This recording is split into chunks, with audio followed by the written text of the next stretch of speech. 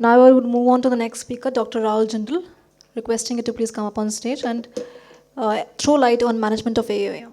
Good afternoon. Now, this is a very vast topic, so I've just tried to concise it into 10 minutes. And so I hope, I'm able to do the justice to the topic. So AVM is a defect in our vascular system. So either you will be seen with the diagnosis at birth, or you may be diagnosed it later. But whatever it is, all the defects happens when you are in the tummy. So you have to understand, most of them, they will not be formed later. Now this is the standard ISWA classification. So ISWA is a body of AVM, is in Canada. And they basically classified into simple, means if the blood vessel abnormalities in the capillaries, veins, arteries, lymphatics, something like that, so you label them as capillary malformations, venous malformations, arterial malformations. There could be a combination of all of them. So do you say arteriovenous malformations? So in some, all the systems are involved. Veins, capillaries, lymphatics. Examples is like a Klippert-Trenaunay syndrome. And a good example, which as a general surgeon or vascular surgeons, when we treat varicose veins, we see these patients. Then, they are a part of a lot of clinical syndromes which are there. They are very, very rare syndromes, so I'm not going to go in details about that. Then they are also classified upon what arteries they are involved. So like they are involved in the aortas, in the popliteal arteries, popliteal veins, femoral arteries. It's a huge number of names which are associated with the founders. But when we talk about in general, so I'm going to talk about the basic concepts. So we start with the venous malformations. Why? Because this is the most common malformation which we see in the clinical practice, leading to 44 to 64%. Second is, it mainly affects the extremities. It sometimes happens sporadic. Sometimes it happens with the genetic reasons. And there is a genetic basis which we have found now, that there is a defect in the TEC gene which is there. And it can affect nearly every part of the body. So these are all original pictures, nothing from the internet in the whole talk. And so wherever the veins are there in the body, you can have a venous malformation. Now, how do you diagnose it? Venous malformations are compressible. They will be low flow. Slow flow means there will be no thrill.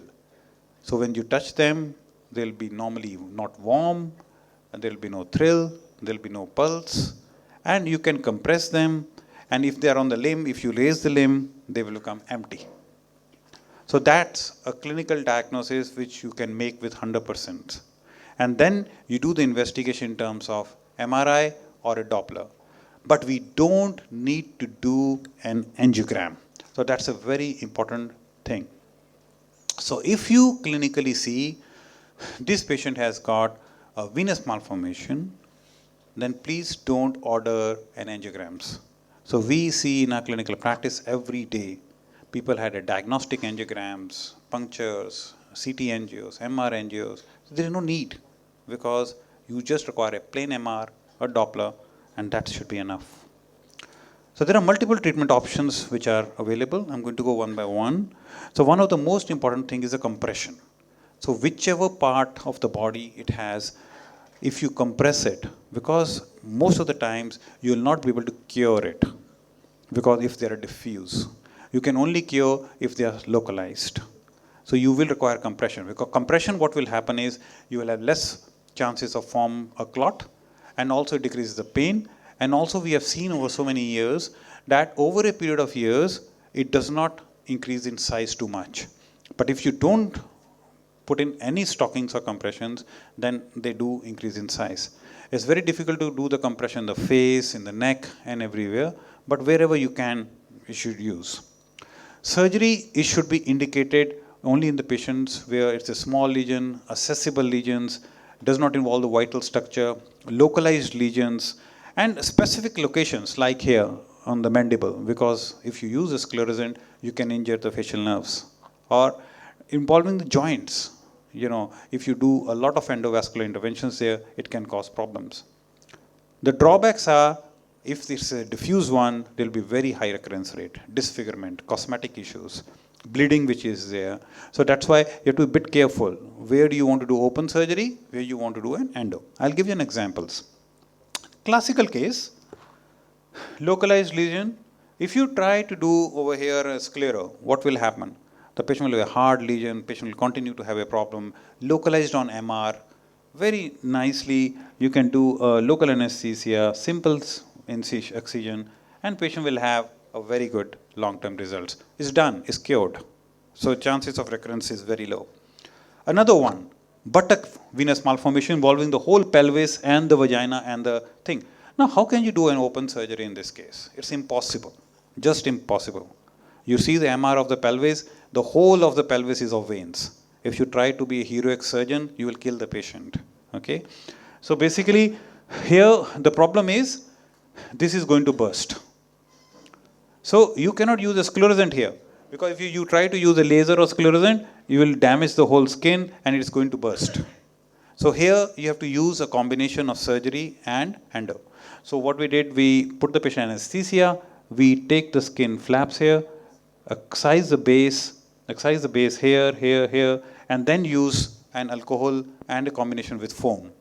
And then you can get a fairly good results over a period of time, and then you start treating the other part. You can't treat everything in one go. So, but these scars have healed up nicely, this lesion is gone, so now we are going to go for this one.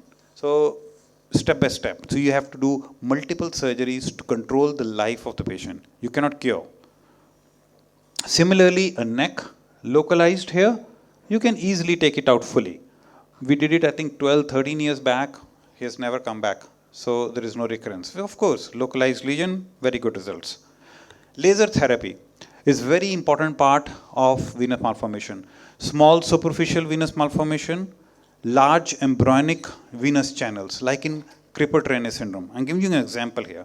Look into this. This patient had, if you make the patient stand, this is lying down position, huge veins here in the leg, huge perforator here, and you can see on ultrasound the vein. So this is in the dilated vein in the lying down position. So this was like 25 to 30 millimeter vein, this big.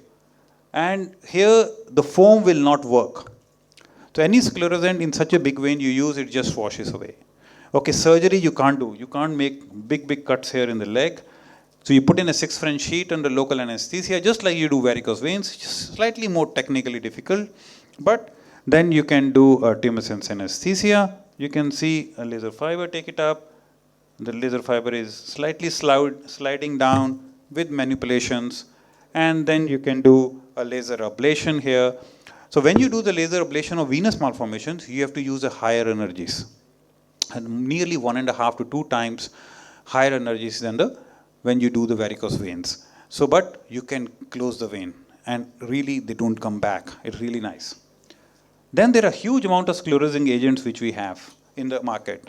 But there are few which we use it routinely. So one is alcohol, one is STD polydocanol, and these are the 3 ones which we use very commonly. Now alcohol is easily available, very low cost, antiseptic, very dangerous compound. So if you don't know how to use it, don't touch it. Okay, it has got huge amount of complications and you need to learn how to use it really. It has got like the whole lecture for 2 hours, how to use alcohol, because it has got a lot of side effects. Second is, it's very painful. We combine it with a lipidol. It's another drug for radiopacity. So it's not the first line of therapy. So once your foam and the lasers and all they fail, so then we use alcohol. But some people use alcohol as the first line of therapy also. You can use it, but you have to be a bit careful. So this is one example here, huge malformation. We did in polydocanol, 2 sessions, didn't respond it at all. So then we took the patient to cath lab, took a contrast, measure the amount of alcohol, what we required, what were the drainage veins, so that I'm not injecting anything stupidly. So once we have done this, 2 sessions here, another session, and you got a fairly good results. And then these small veins I can treat it with an STD foam. I don't have to use alcohol here because I'll burn the skin. So you have to use combinations of treatments in treating these patients. A lesion in the buccal here, So if I try to use alcohol here, it can really cause a problem because it can cause the whole necrosis of the palate there. So you have to be a bit careful here. So use a dilute sclerosants like a polydocanol, mild sclerosant foam, 2-3 sessions with a very small needle so it does not cause you bleeding and the patient does not aspirate, and it can give us 45 to 80% success. Another one in the left, eye AVM, very localized. You can actually, I put in a very small sclerosant because there was no leak on the contrast into the eye drainage veins. So it was a very localized, it's a type 1 lesion. So here I can use a sclerosant, but in the face, try not to use sclerosant anywhere because it can damage the lot of areas which you don't want. So, ideally talking, we did a sclerosant and it cured, but you could have actually taken up with a small local anesthesia and small incision and open surgery. Would have been better retrospectively, but sometimes you learn. Right groin venous malformation. Look into the size of venous malformation. So this was like this big in the standing position. So impossible to treat open surgery, and no other sclerosant lasers will work here. So what we are trying are very, very big lesions. So what we have learned in the last 2 or 3 years actually, very recent, is to use multiple vials of glue. So I put in 16 vials of glue in this patient and in one go. Okay, so there are tricks to do it because otherwise if you just put in the glue, it normally can fly into the lungs. And so you have to be a bit careful about that. So we put in a contrast, glues, and there was a skin necrosis, small complication here, and the patient had the skin hole necrosis and the glue cast came in. But if you look into the wound at 2 months, everything has healed up. So patient has improvement by nearly 90%. So which is very, very nice for such a very complex young girl from Jammu. So basically the first line is STD and polydocanol, ethanol reserved for larger venous malformation, resistant cases, and laser or glue are useful for big venous malformation resistant to sclerotherapy. So coming to the next topic is a KTS, a Klippert-Rennes syndrome. So this is present at birth, port wine stain, and it has got a sharp borders always. So very easy to diagnose. In some 10% of the patient, it can cross the borderline and it can affect both the limbs. But male and female is nearly equal and all races are affected. And there are multiple treatment options which are available. So no single treatment as such. So you have to individualize the treatment in every patient. So case 1, simple KTS will require long-term compression. You cannot cure. So what we did, the patient had a bleeding from here, no long lesion. So we just did a multiple sessions of sclerotherapy and that's it. OPD foam sclerotherapy gave us a fantastic results. Another young girl, we have been following her from 8 years. So look into the side marginal vein, huge one here going up to this and into the toes here. So now patient is really symptomatic while she's going to the college. So now what we do is we take the laser and 6 French sheath, laser fiber all throughout the thigh into the SFJ part, give a lot of local anesthesia and ablate at a very high doses with 1940 laser. And so this is just to show the amount of energy what we use. So I'm not putting in 1 centimeter. You can look into this and using it there only and keep on burning the whole wall on the ultrasound. So very, very small movements. It takes time, lot of time. But post-operatively at 1 month, so you look into this, all that things has gone, small varicosities are left, but patient now has to use a compression and got symptomatically really good. Another guy, look into the huge side of the venous malformation in KTS. We did 2 sessions of laser here, and then a small ligation of the perforator with foam, and at 6 months, we got a fairly good results. So you can get a fairly good results, but you have to be patient. So you don't try to do everything in one go. The last topic is an arteriovenous malformation where arteries are united to the veins. So it is a high flow, there will be a thrill there, and all this patient requires an angiogram. So here is the patients where you will do a CT angiogram or an MR angiogram to see what are the lesions which are there. So this guy had 2 surgeries before in the medical college locally, and of course they will fail, and because they don't understand the concept that you cannot excise such a huge lesions. It's impossible. So it's a multiple surgeries, high thrill, and going deep into the whole abdominal wall. So we did a CT angiogram, and you can see what was there. It was getting supply from the internal iliac branch of the left side, going into this, and then multiple branches here, and then joining the venules, drainage into the vein, into the system. So what you have to do is you need to block all these arteries, all four, and then block the venules, and then that thing will stop. And then you also need to block this nidus. So you need to block the nidus here, communication, arteries, and vein. Then only you can treat the lesion. So this is the basic concept. So what we did is the same thing. So we took an angiogram, and you can see a huge lesion, high flow here, and then we did a selected angiogram of the lesion here, and we took the microcatheter. You see the microcatheter is gone so much inside. Look into the lesion here. And so it's a nearly 20 centimeter of microcatheter into one of the branches of internal iliacs. And then you inject an onyx little bit, or you inject glue. You can see the onyx getting flow. Onyx is just a compound to block the vessels. And with a microcatheter, and then because a lot of onyx is required, so it's very expensive. And then we put in the glue at the end. So just put in a huge amount of glue to the main catheter, so that by which we can cut down the cost. That's the only thing. And then you put in the glue injection into the outflow tract. So puncture the outflow tract, block the outflow tract with the glue, and then you take a check angiogram, and then you see the check angiogram. Most of the lesion has been put in as a glue cast. Can you see this? And only a small flow is left. And then we took the patient after 3 to 4 weeks, and we excised the whole lump. And it's nearly 2 to 3 years now. He's absolutely fine.